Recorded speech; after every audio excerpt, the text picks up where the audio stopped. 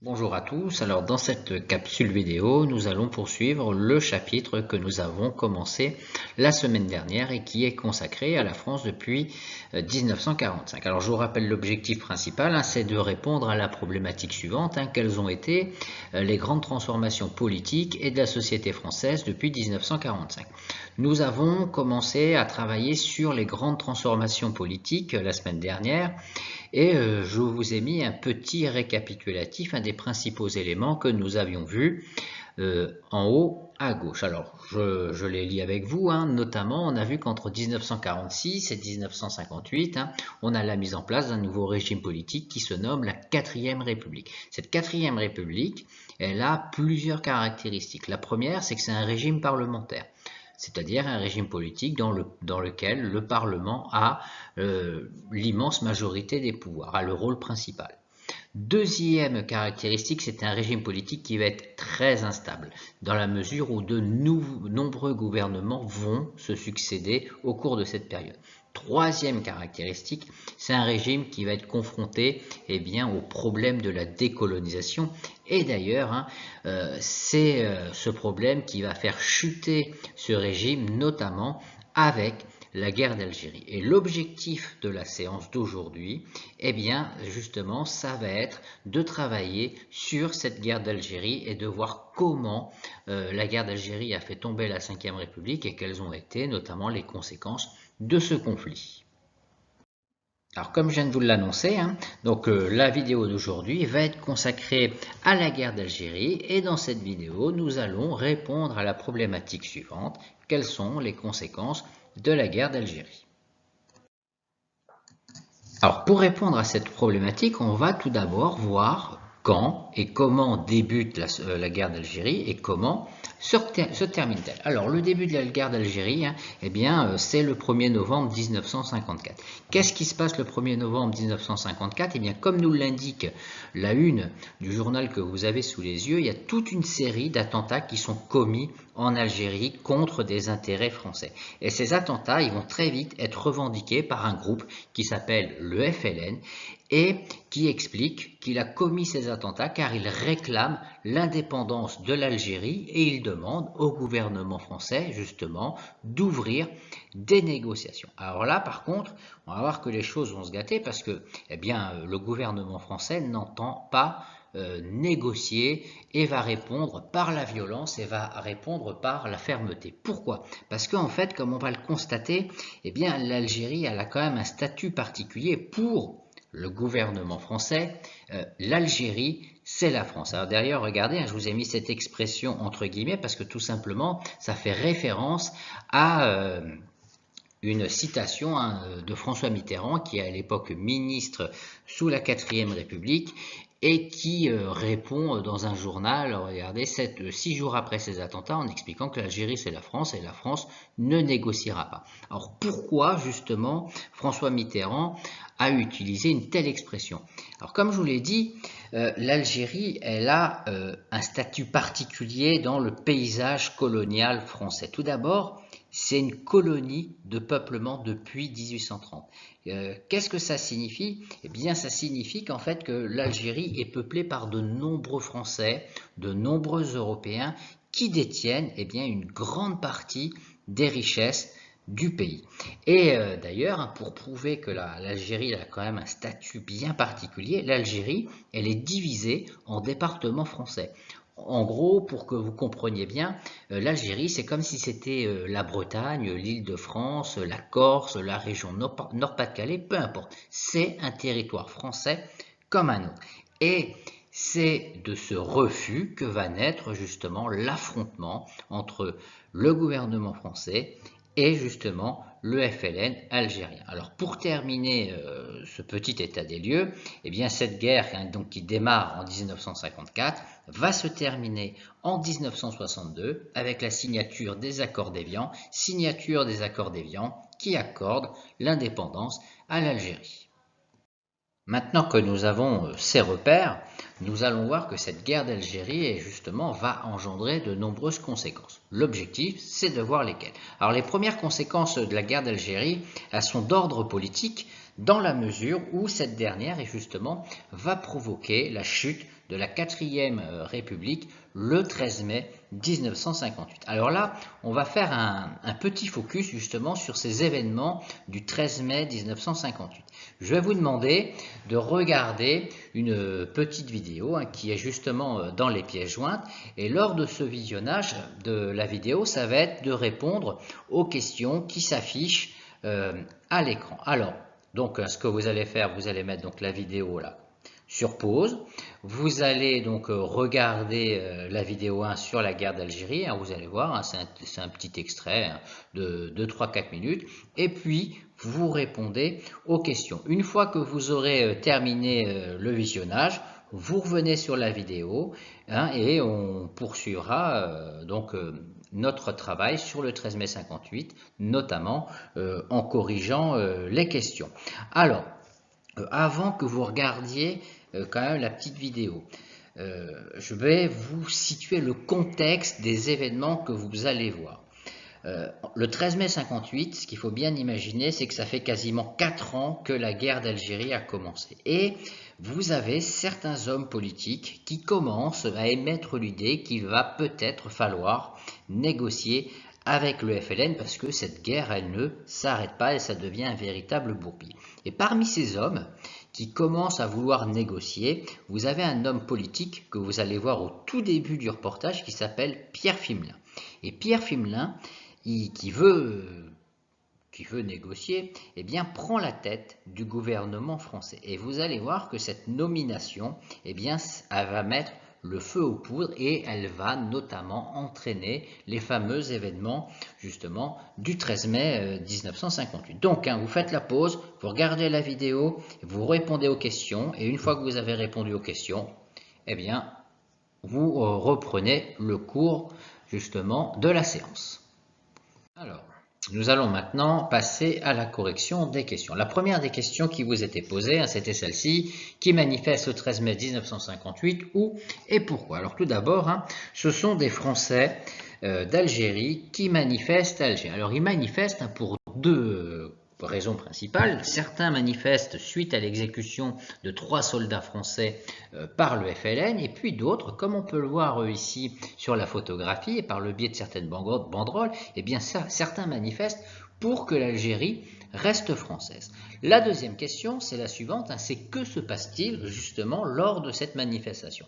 Eh bien, comme vous avez pu vous en rendre compte, cette manifestation, elle dégénère complètement dans la mesure où le gouvernement général à Alger est pris d'assaut par la population et par les militaires, dont le général Salan, et les militaires prennent le pouvoir. Alors, je vous ai mis entre parenthèses un coup d'État avec un point d'interrogation parce qu'il y a toujours justement un débat entre les historiens pour savoir si finalement on a eu affaire ou pas à un coup d'État.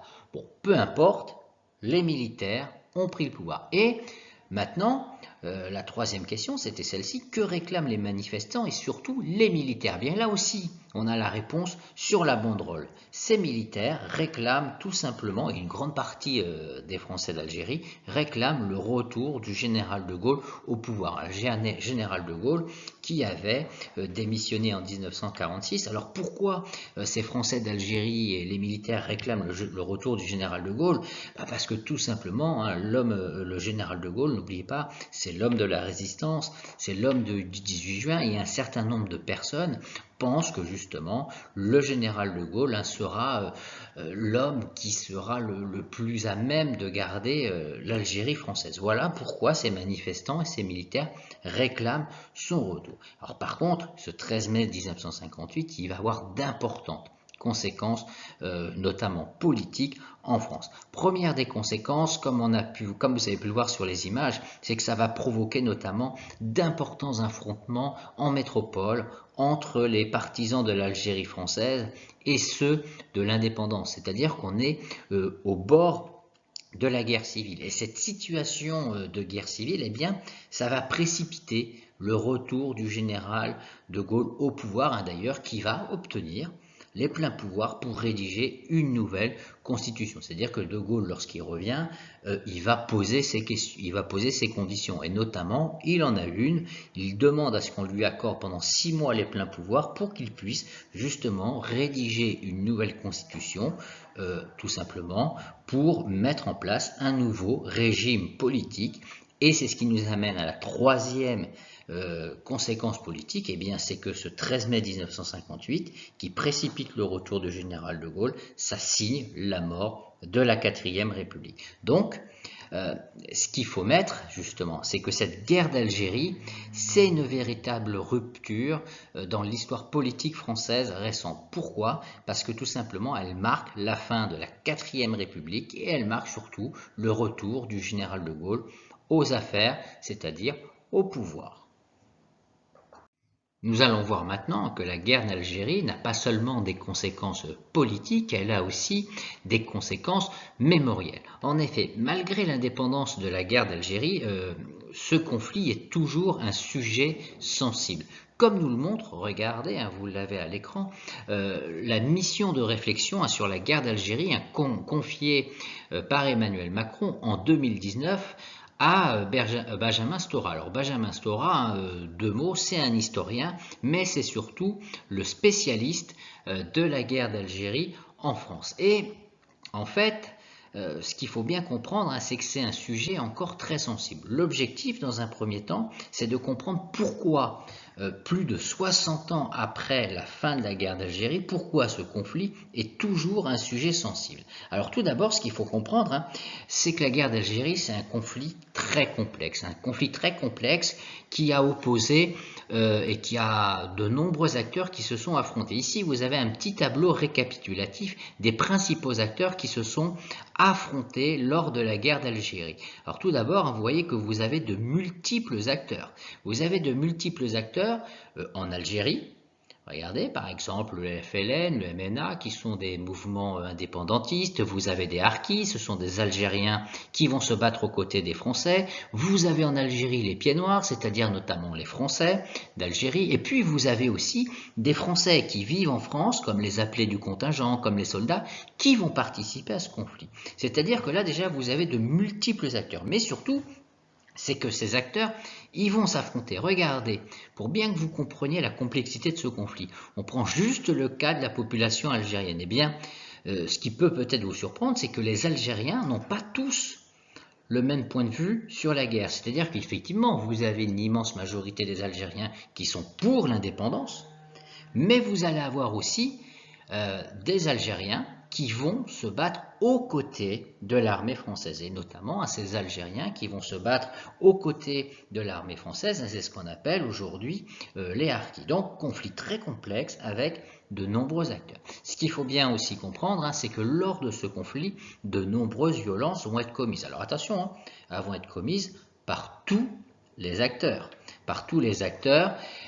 Et cette violence, ça va prendre différentes formes. Tout d'abord, ça va prendre la forme de torture. Alors là, notamment perpétrée en immense majorité par l'armée française. Ça va prendre la forme d'attentats. Regardez ici, vous avez la une d'un journal, justement, qui fait référence à un attentat commis par le FLN algérien sur le territoire français. Et puis, qu'est-ce que c'est la guerre d'Algérie? C'est aussi des massacres.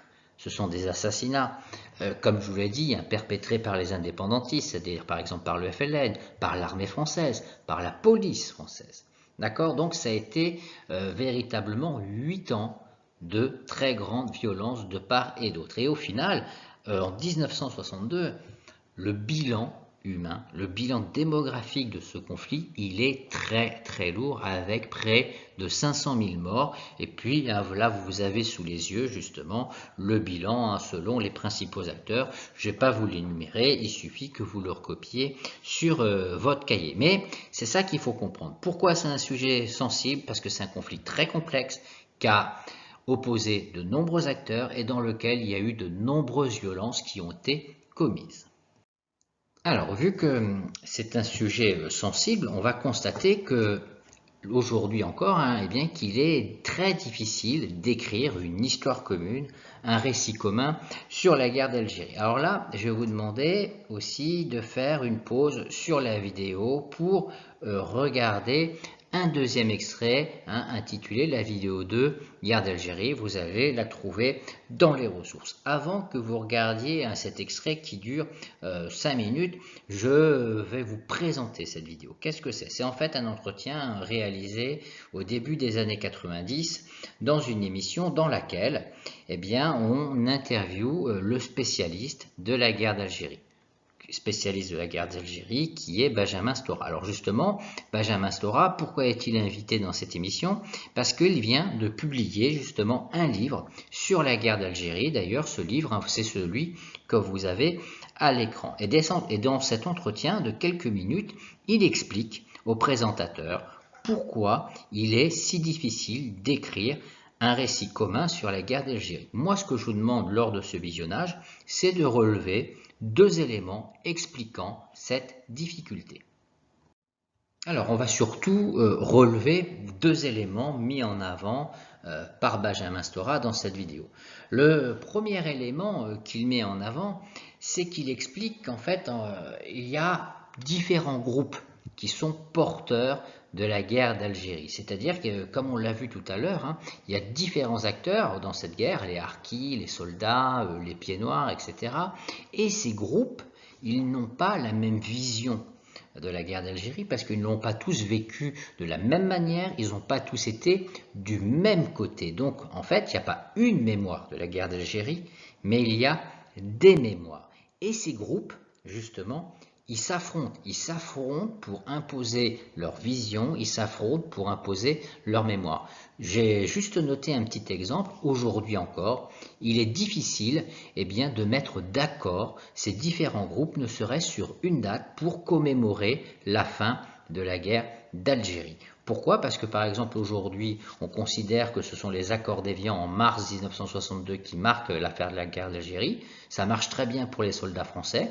Par contre, vous avez aujourd'hui les pieds noirs, vous avez les harkis qui expliquent que cette date ne signifie pas du tout la fin de la guerre d'Algérie parce qu'ils seront, eux, victimes de persécutions bien après. Donc vous voyez déjà, il y a ce petit problème.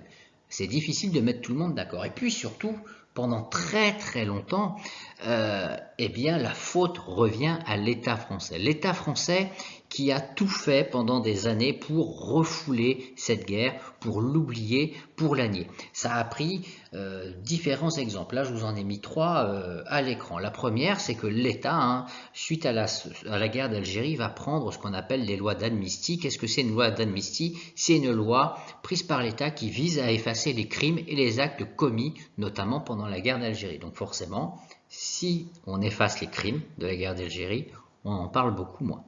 Deuxième chose, ce qu'il faut comprendre, et ça c'est peut-être l'idée principale à retenir là sur ce point, c'est que l'État français va même nier l'existence même du conflit. Il faut bien comprendre que jusqu'en 1999, on ne parle pas de guerre d'Algérie, on parle des événements d'Algérie. On parle d'opération de maintien de l'ordre. Et d'ailleurs, la guerre d'Algérie, elle a un surnom. C'est une guerre qui ne dit pas son nom. D'ailleurs, il faut attendre le début des années 2000 pour que l'on commence à commémorer justement la guerre d'Algérie. Donc vous voyez que forcément là, l'État a un rôle important a joué un rôle important dans cette négation de la guerre d'Algérie et notamment, ça explique aujourd'hui qu'il est encore difficile quand même d'écrire un récit commun. Alors, pour finir notre travail sur la guerre d'Algérie et cette question mémorielle, ce qu'il faut bien comprendre, c'est que la tendance quand même actuelle, elle est à l'apaisement, c'est-à-dire qu'il y a quand même un certain nombre de points qui ont été réglés, mais par contre, il y en a toujours qui restent en suspens. Je vous en donne 2. Par exemple, il y a toujours une discussion sur la mise en place d'une date de la fin de la guerre d'Algérie qui convienne à tout le monde, donc ça c'est toujours pas réglé. Et puis notamment, le point le plus épineux, c'est celui aujourd'hui des relations entre l'Algérie et la France. Pourquoi? Parce que l'Algérie désire que la France justement reconnaisse les crimes commis pendant justement la guerre d'Algérie. Et l'un des buts de cette mission justement donnée à Benjamin Stora par Emmanuel Macron, c'est d'essayer de trouver des solutions à ces différents points qui restent en suspens encore aujourd'hui. Donc c'est fini pour aujourd'hui, donc je vous souhaite un bon travail. Donc n'oubliez pas de m'envoyer la prise de notes sur les gars dans l'espace qui est dédié à cet effet. Moi je vous dis donc à la semaine prochaine et puis voilà, bonne semaine et bon travail.